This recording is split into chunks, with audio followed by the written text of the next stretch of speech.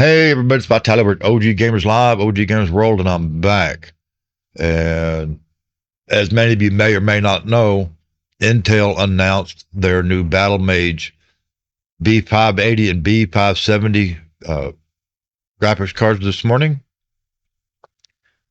And I had intended to put this video up soon after, but I decided that I wouldn't just rush and jump on that bandwagon. I wanted to give us a lot more thought. And I'm not going to rehash everything that they covered in their announcement video.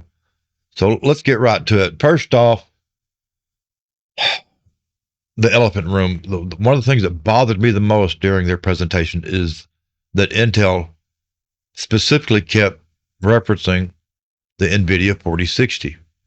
And at first that really bothered me, but then and that's why I held off on making the video, because I went to looking over the key points of the video, and got to thinking back about performance increases between NVIDIA's, like 1060, 2060, 3060, the 4060.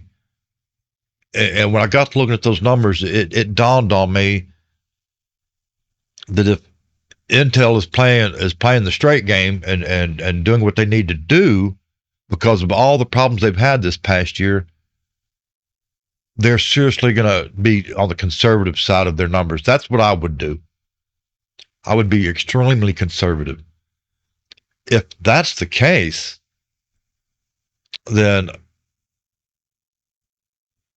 looking at their numbers here, you pull this up. I apologize, y'all.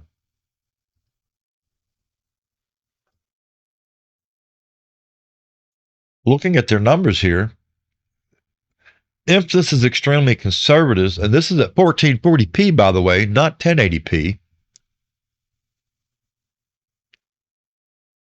I think that this is more aimed at, I think the B570 is going to specifically take aim at NVIDIA's 5060.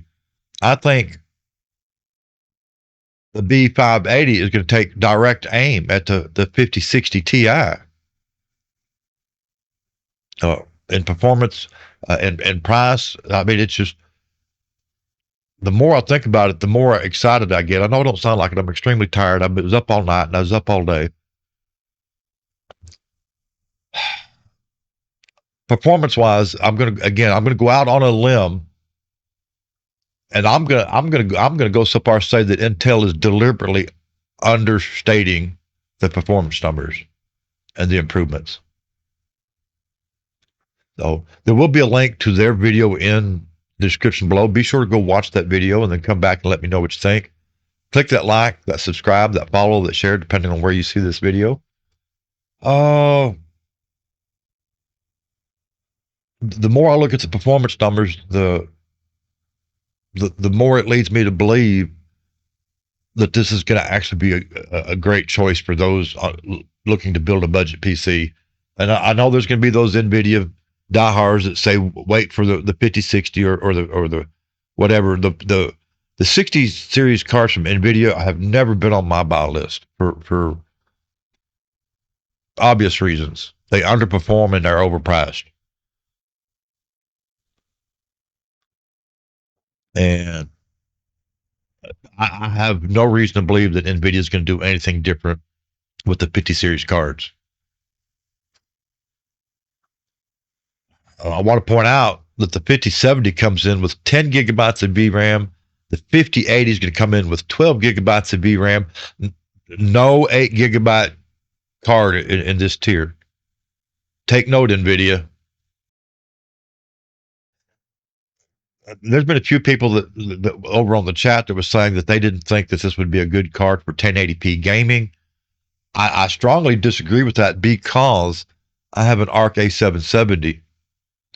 And it's performed well above expectations.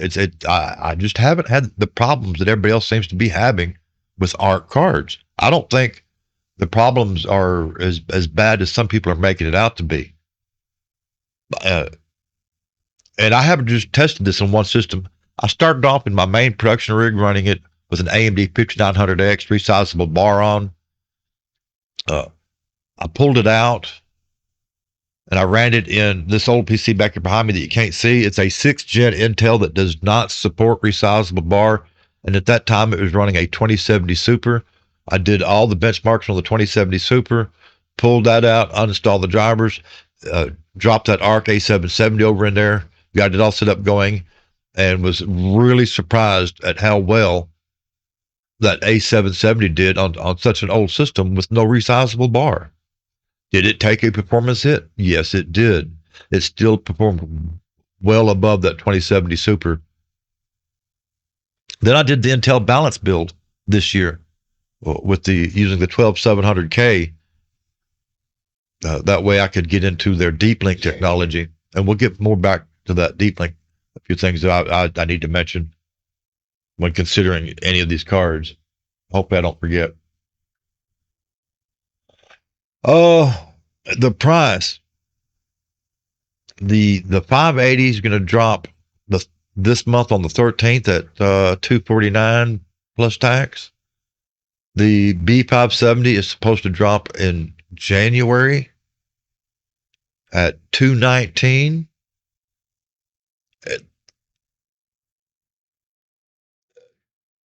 That $219 is going to be crazy because let's look at the specs here right quick on these two cards.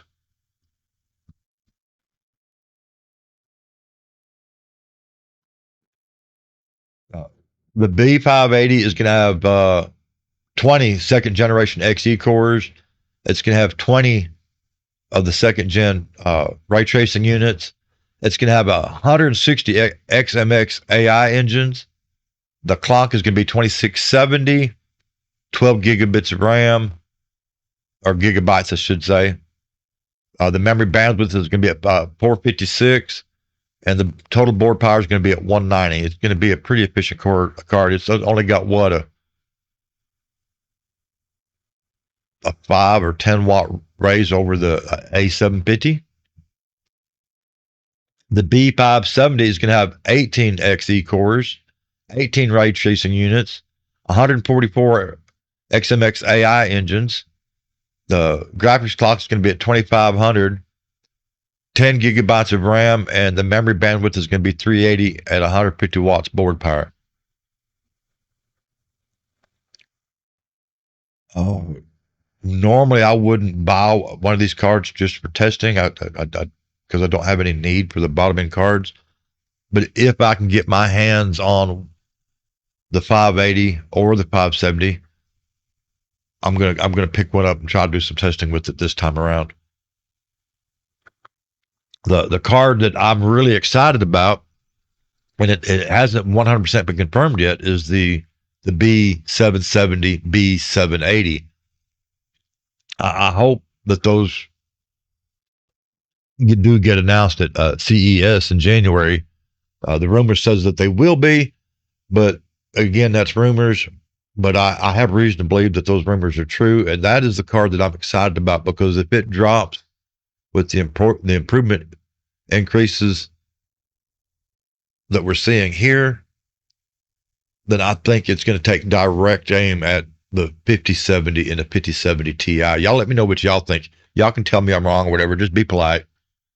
Back to the deep link right quick. I wanted to mention this. It's one of the things that I ran into. The deep link technology is great for like video production, video editing, content creation, live streaming. However, it requires that you use an Intel CPU with Intel's onboard graphics, and you have to have that enabled, and then it uses the onboard graphics as an accelerator for the Intel Arc or even the BattleMage. The problem with that is it doesn't play very well with games. Some games will automatically default to the onboard CPU's graphics instead of the discrete graphics card, and it causes a problem there. So the best practice there is if you're going to be gaming, turn the onboard graphics off. If you're going to be doing content creation, then you can go into the BIOS and turn it on. Ideally, you'd have two separate machines set up so you wouldn't have to be going back and forth in the BIOS changing this around. And that's what I ended up doing. Okay. Like I said, the price for the B580 is $249 at launch. That's the MSRP. And the MSRP for the B570 is going to be $219. I'm telling you what, I'm actually kind of excited for the bottom end of the market for the first time in a very long time. I've said this once, and I've said it a million times. Everybody that has a 3060 or a 4060, and I'm not hating on you, you bought what you could afford, but the reality is there's not any of us or anybody out there I know when they bought a 3060 that they were like, oh, that's my dream card. That's the card I've got to have. The truth is they wanted better, but they went with what they could afford. And I think we're finally going to get a card that is better at a price point that we can afford. I hope that makes sense. And I hope that I'm right on this. So, yeah. I know it's kind of a rambling video, and I apologize, but as you can see, rosacea got up in my eyelid, and I've been miserable. And I wanted to give this some thought. And I don't know that I can get any of my sponsors to send me a card like they have before. I may very well have to save up my money and purchase cards for testing. Sadly, if I have to do that, it's going to put me way behind on the 8-ball. Everybody's going to be out ahead of me, and people are going to miss my videos because they've already seen something else that might not actually get to the heart of the matter when it comes to these cards. So if that happens, I apologize. But like I said, click that like, that subscribe, that follow, that share. And until next time, y'all stay safe wherever you're in the world. And I'm out of here.